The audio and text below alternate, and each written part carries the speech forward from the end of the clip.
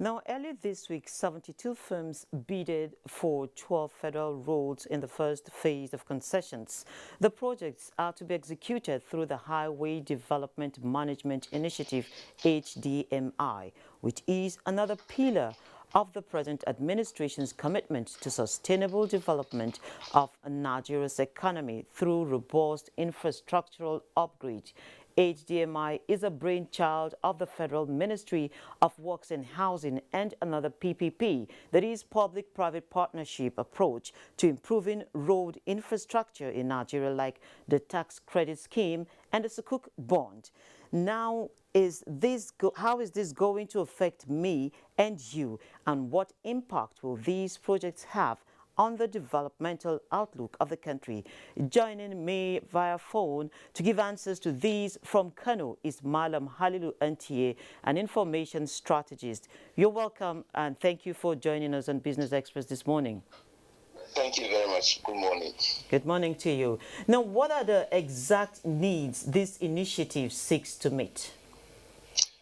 Okay, thank you very much. Let me say that this is a project. This is a program of Federal Ministry of the Works and Housing, and it seeks to bring development to our country, open up the economy, and reduce burden on government, and foster development to the society. It seeks to achieve so many things within so many time, and in so many parts, in almost all parts of the country. So the idea of HD Highway Development Management Initiative, which is driven by the Minister Babatunde Raji Fashola, the respected lawyer and renowned development driver, is seeks to concession routes to interested private sector players. That's why it's a PPP. Okay, will you be able to let me just pause you a bit. Will you be able to walk us through and tell us how the concession and how it works? How is it going to work? Oh, okay. Yes, it's going to work. That's the point I'm trying to say. It's going to work through the partnership with the private sector. The roles will be considered to them for a period of time. They will develop, manage for a period of time, then hand them over back to the government. Okay. So which is different from privatization. Privatization will mean maybe owning it wholeheartedly or selling it. But this is concession. You will do it, manage it, recoup your money, make profit, and then return it to government.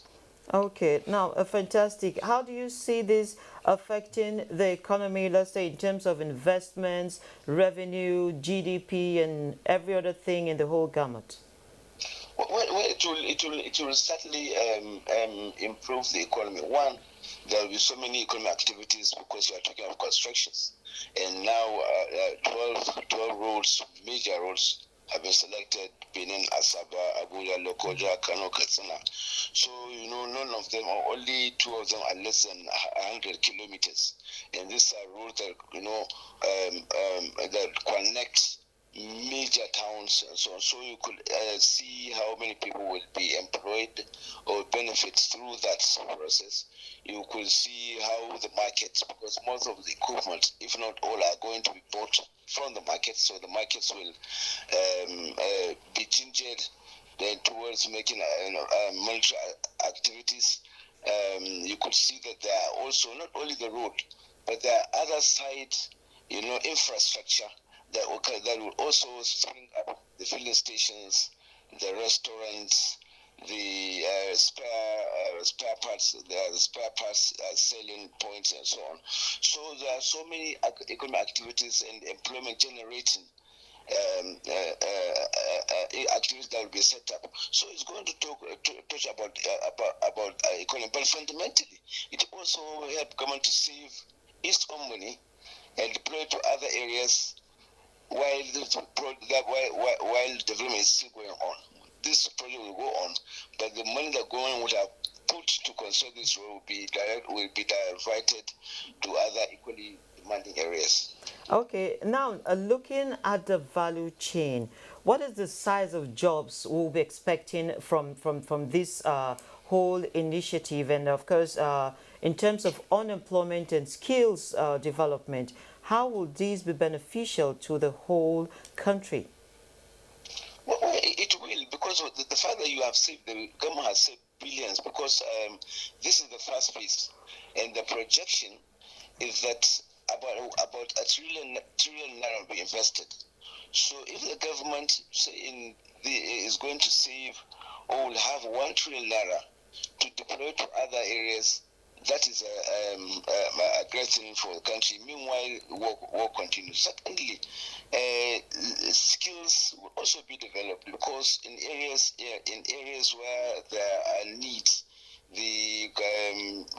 those that have been given will have to improve the skills of those that are going to be deployed to work there, and the areas, the towns and villages that are going to be close to the construction sites, I'm sure will also benefit. So it will create, a network of youth that will get employment across the country, not only in the north or in the south, but all over, because the roles were carefully selected to represent all zones, all states, and all parts of the country. Okay, so I also want to find out from you this very concessioning process. How will the concessioners be able to recoup their money? What is the plan for them? Well, the plan is if they renovate, or if they build, if they are giving, if the roads are concession to them, they are going to, like I said earlier, they are going to work on they are going to manage it for a certain period of time. This agreement will be between the government, between the Ministry of Federal Ministry of Works and Housing, and the private sector players. So from the time they were given, or from the time they finish their construction, they are going to manage them.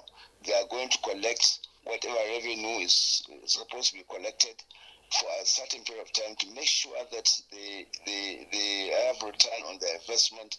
Then they also make profit, and then after that they will return it to government. Meanwhile, government will continue, will decide what to do, but then whatever it is, government will also get a part of all the revenue that accrues to it. Okay, so before I let you go, would you be willing to share with us the funding plan, considering the fact that streams are still very, very low, and of course we are having to also grapple with the issue of private sector participation in projects of this size when we look at how the global economy has fared in the last 1 year? I think since you have brought in the private sector, I think they have their way of raising funds, because this is not really where you get the money, but we are also going to get your money back. So the nice part of it, the government is not spending its own money. So it's not a situation whereby you come and be complaining that the budgets, about releases, about cash backing, and so on, because the private sector will come with an assurance to government that they will be able to raise this money, perhaps through the banks, perhaps through the stock exchanges, and so on, to be able to, maybe they are going to have a consortium. So it's for them now to decide how best to raise the money and do it, but government will now save its own. So the question of now these roads being put in annual budgets will not be possible. Okay, I must sincerely thank you, Mr. Halilu NTA, for joining us on the program this morning. Thank you very much. Thank you. Do have a nice one. Thank you. Now, the federal government, in collaboration with the United Nations Development Programme UNDP and other private sector partners, will launch a 20,000 yearly graduate job fellowship to be called the Nigeria Jubilee Fellows Programme, NJFP. This is in addition to employment opportunities created through the Economic Sustainability Plan and job schemes being implemented under the Social Investment Program that seeks to close the unemployment gap. Of recent graduates and the human resource demands of the labor market, connecting graduates with opportunities to earn as they learn and to gain required experience. I urge the private sector leaders who are present here and captains of industry and our development partners and the diplomatic community to support this program aimed at equipping young Nigerians with skills and experience required for the workplace of the 21st century. Fully paid internship will last for 12 months and specifically targets young Nigerians who have recently concluded the National Youth Service Corps NYSC program. And on the commodity market, oil prices rose for a third day on Thursday on expectations for a surge in fuel demand, particularly in the United States, Europe and China. Brent crude futures were up 0.7% at $71.84 a barrel, the highest since September 2019. The international benchmark had gained 1.6% on Wednesday. U.S. West Texas Intermediate crude futures rose 0.6% to $69.27 a barrel. Prices earlier rose to as much as $69.32, the most since October 2018 after gaining 1.5% in the previous session. The consensus among market forecasters, including the Organization of the Petroleum Exporting Countries, OPEC, and its allies known as OPEC Plus, is that oil demand will exceed supply in the second half of 2021, which has spurred the recent run in prices. And on that note, let's take a trip to the commodities market.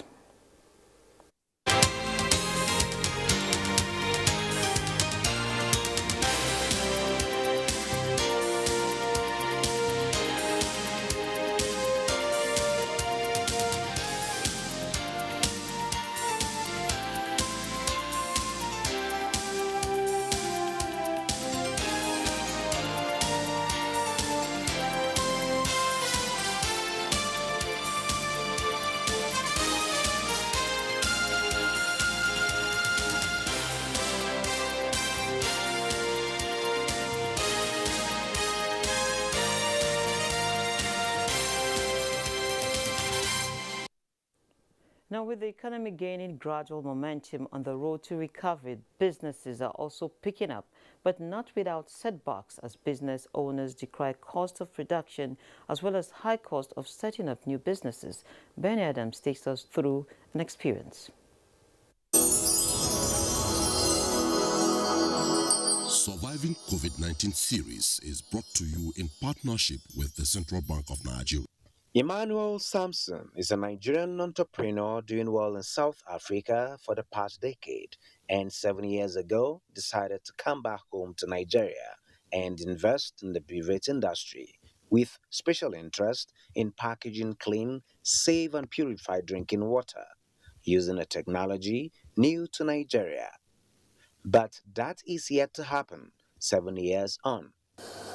When I came back, I discovered that the processes in trying to establish a factory in Nigeria is very tedious with regards to the regulations and the cost of setting up, acquiring the land, going to NAFDAC and all those stuff. It's not that friendly compared to other countries. So it will be very difficult for you to get investors to either key into your project or to be able to bring that money to establish. As an entrepreneur, sometimes you want to set up a business, you need people to come and key into it so that they can be a part of what you are doing and also be able to expand more. The blow dealt the global economy by coronavirus made it even more difficult for Emmanuel Sampson to get his partners in Nigeria to commit the required finances to make his project a reality. Most businesses are folding up, especially those that are coming back to the country to try to set up. The environment is good for business, but I want to say something for a fact. I want to use NAFDAC as an example. I'm not sure it's the cost of registering the business that will determine the standard of the business. NAFDAC will ask you to come and pay some ridiculous amount of money, maybe 750,000 naira per bottle to register a product. On accessing credits from the Central Bank of Nigeria, Emmanuel says until now, he never knew it was possible at single-digit interest rate, but kept looking up to partnerships.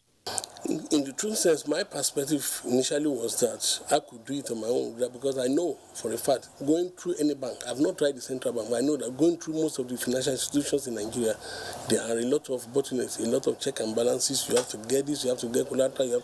He tells of his South. On the global stock market, investors are still weighing inflation concerns ahead of key U.S. economic data. Boss Day Abel has a review of trading activities this Thursday. Survey released Thursday showed slowing Chinese services activity growth in May. This, however, affected the performance of shares in Asia Pacific, which were mostly higher in Thursday trade as investors reacted to data releases in Australia and China.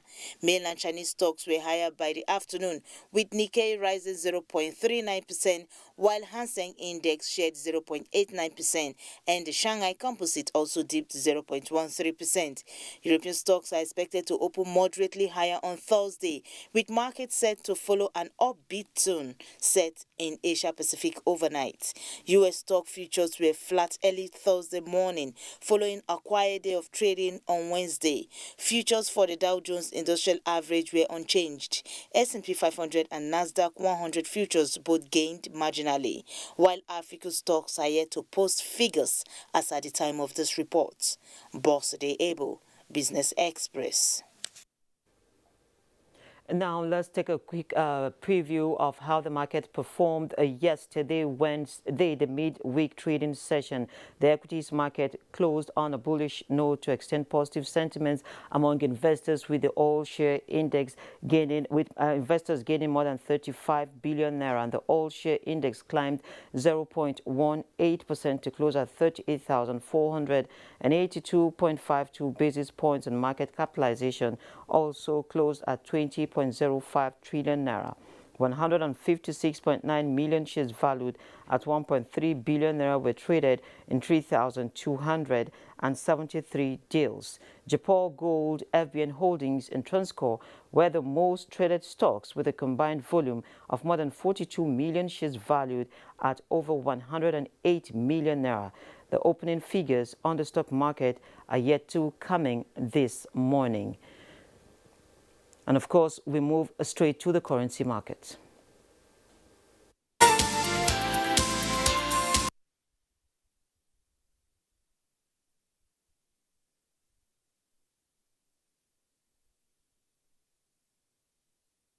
And with that, we end this edition of Business Express. Remember to keep in touch with us by sending in your comments, observations, and suggestions, and also be informed that all previous episodes are available on YouTube on the NTA's channel. You can also communicate with us on Twitter. The handle is NTA News Now. The hashtag is BizX. Join us again on Friday at 3 p.m. for another package. I'm Leah Katan Babatunde saying, do have a wonderful day ahead.